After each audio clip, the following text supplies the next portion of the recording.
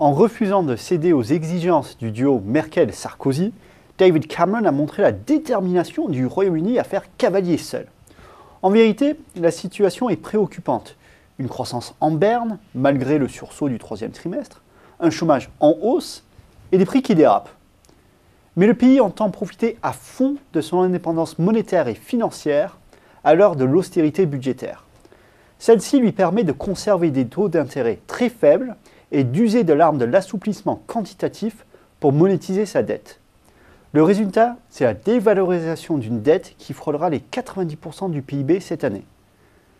Pour autant, la menace la plus forte que doit affronter le Royaume-Uni est la perte de puissance palpable de la place financière de Londres en ces temps de turbulences financières extrêmes.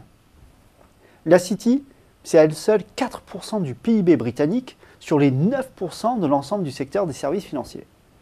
La City, c'est aussi des milliers d'emplois directs, hautement qualifiés dans la finance, avec la présence en masse de sièges sociaux d'établissements financiers.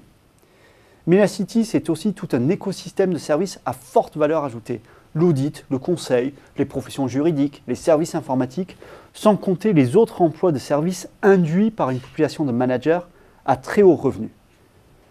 Ce que l'on oublie trop souvent, c'est que le Royaume-Uni parvient en partie à combler son immense déficit commercial en exportant massivement des services.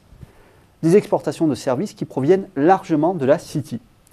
Au cours de l'année écoulée, l'excédent commercial des services représentait 4,6% du PIB. C'est colossal. Surtout si on le compare aux 0,3% de la France et au moins 0,8% de l'Allemagne. Pourtant, ce point fort de l'économie britannique est aujourd'hui menacé par le basculement du centre de gravité financier du monde vers l'Asie. Il y avait déjà la bourse de Tokyo, et voilà que la concurrence se renforce avec Shanghai, Shenzhen ou Hong Kong. Rien qu'à Shanghai, le montant des actions échangées l'an dernier était 30% supérieur à celui de la place de Londres.